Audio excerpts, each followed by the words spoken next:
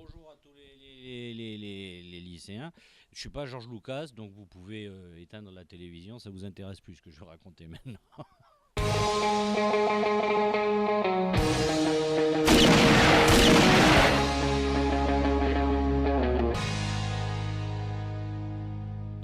La bande dessinée, c'est faire du cinéma, mais sur du papier. On a le même langage, on parle avec les mêmes mots, le même vocabulaire, c'est-à-dire on parle de plan américain, plongée, contre-plongée. Il n'y a pas grande différence. On fait un storyboard. D'ailleurs, c'est pas pour rien que beaucoup de dessinateurs BD font des storyboards pour le cinéma. La seule chose, c'est que à la place de la caméra, ben, on a un pinceau, des crayons. C'est plus simple que le cinéma parce que les effets spéciaux coûtent pas cher. Et puis quand un acteur il nous gonfle sérieusement, bon, on lui fout un coup de gomme sur la tronche et on s'en débarrasse. Ça nous évite d'avoir des caprices de star. Ça se passe très bien de ce côté-là. Je pense que à la limite, si on fait un parallèle avec le cinéma, je suis un mélange de scénariste, de metteur en scène et d'ingénieur de la photo. C'est-à-dire, de par mon métier où je fais à la fois du scénario, je fais à la fois les dessins, donc la mise en scène, je fais mon découpage. Donc je cumule plusieurs postes. Donc peut-être que ma vision, quand je regarde un film, c'est à la fois une vision sur le découpage, donc sur la narration, donc sur ce qui va se passer, le rythme du film, etc. Et puis aussi un petit peu la qualité de l'image et tout ce qui tourne autour de l'image, c'est-à-dire son cadrage.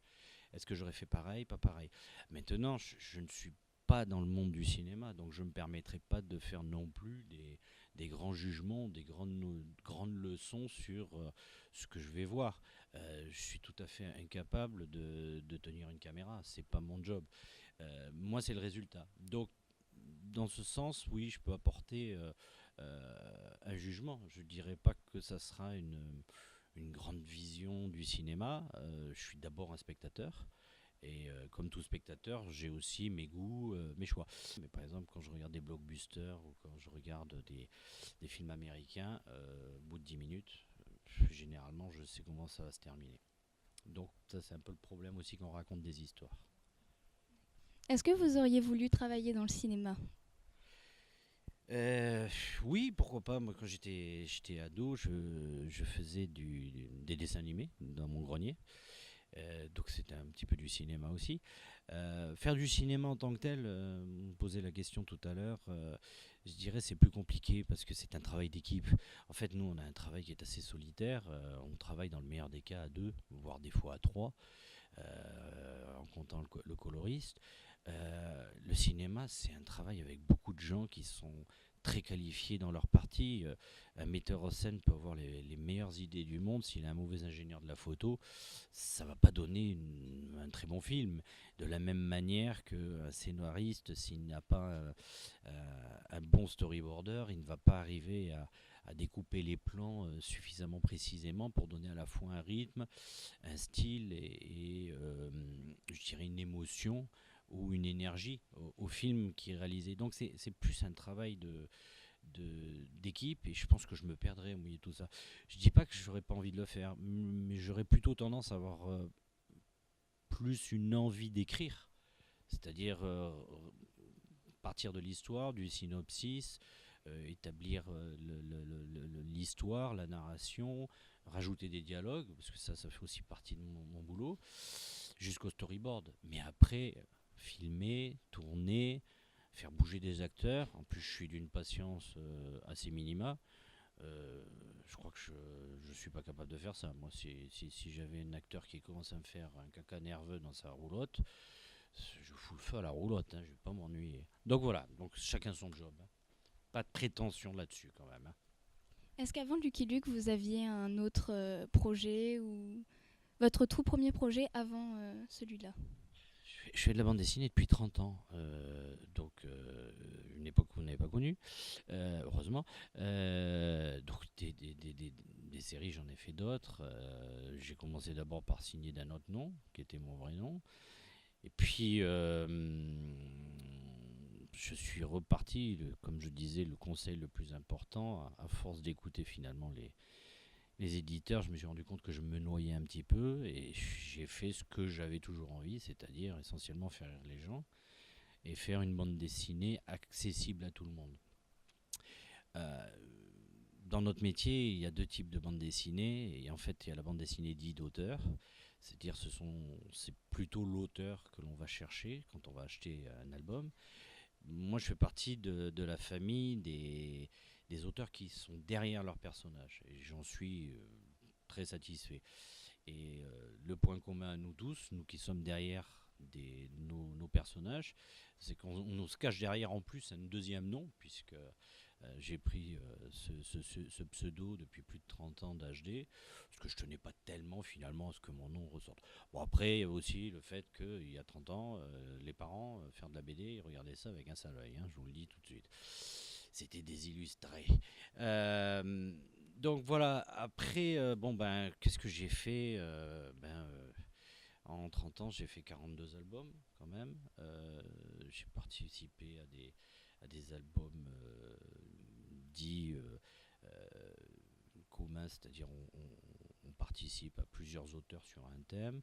J'ai bien sûr commencé surtout à être connu par une série humoristique qui s'appelait CRS égale détresse. J'en ai fait 13 tomes, j'ai travaillé sur une série qui s'appelait Walker, j'ai réalisé Les damnés de la route. Pour le Canada, je continue un peu, mais c'est surtout mon fils maintenant qui prend la relève, une série autour du hockey qui est le sport national au Canada. Et donc j'avais imaginé une équipe de garage complètement catastrophique. Et donc ça c'est un peu leur best-seller maintenant au Québec. Et puis évidemment, m'est arrivé d'abord en temps plan, puis Lucky Luke, comme quoi les rêves de gamin se réalisent. Donc vous qui êtes dans une voie artistique, ça peut arriver, et ça m'est arrivé. Et donc Lucky Luke. Et puis j'ai eu envie de me pencher sur sa jeunesse.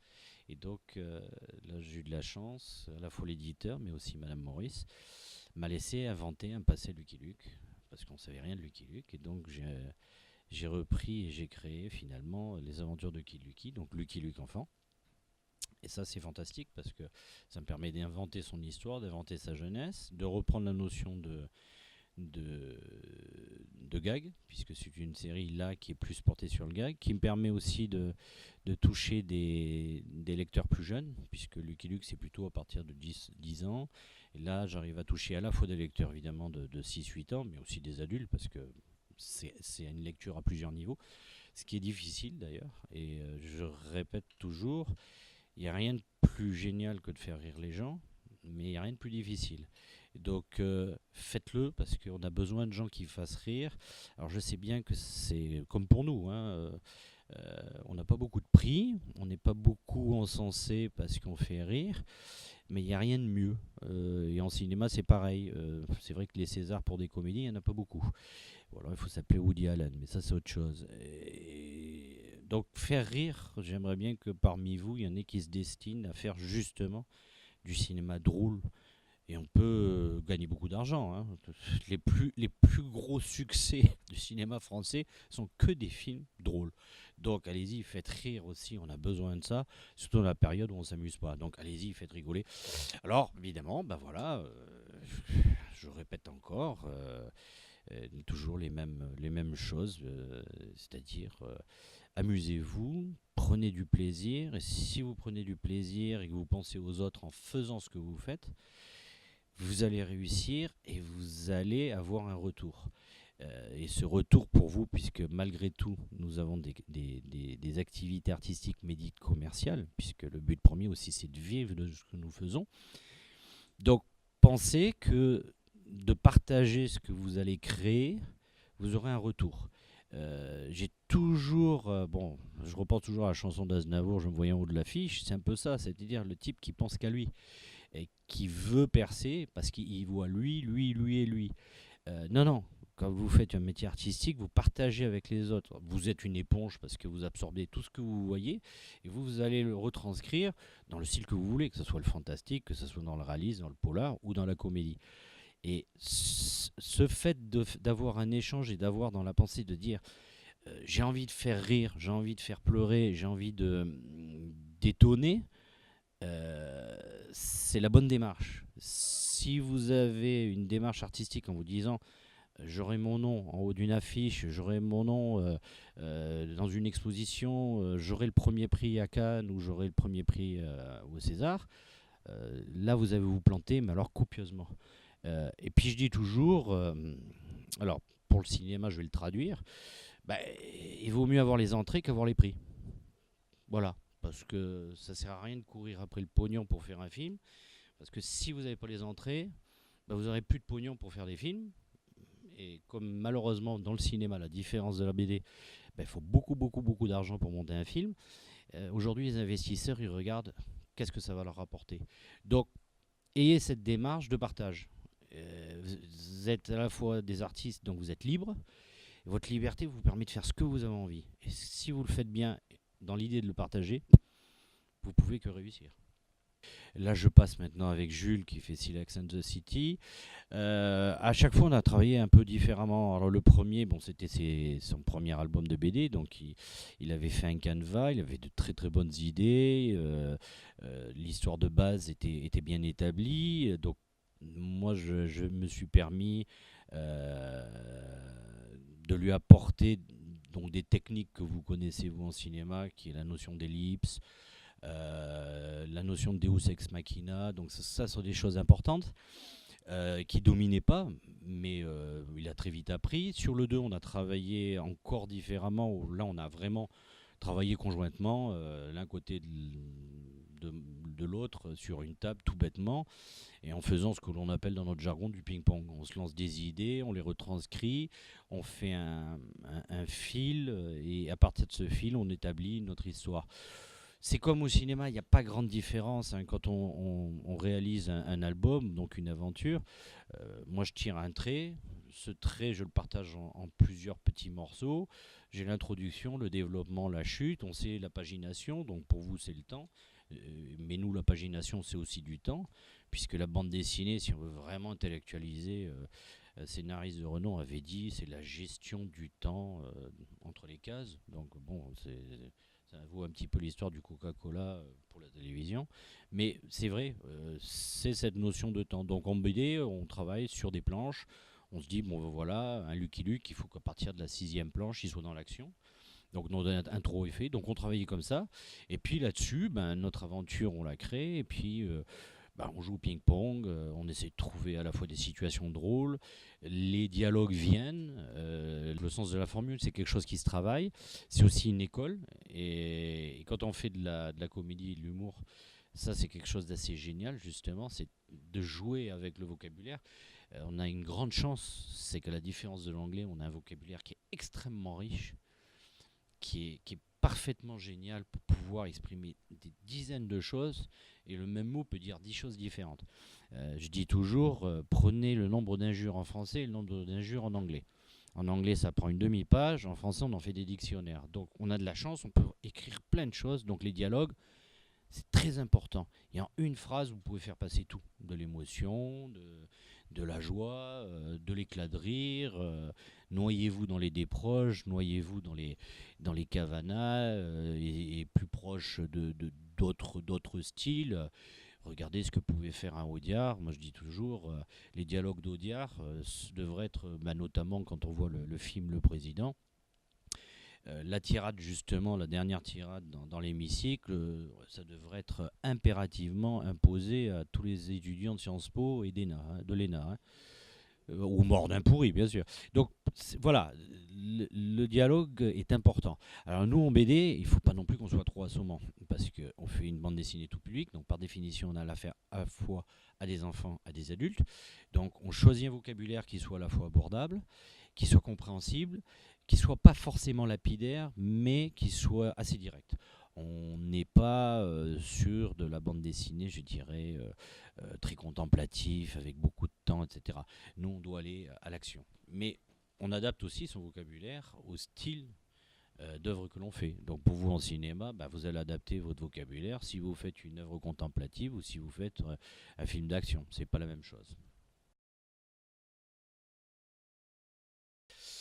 Si vous voulez faire un métier artistique, c'est le plus beau métier du monde, quel qu'il soit, que ce soit la musique, le dessin, le cinéma, la photo.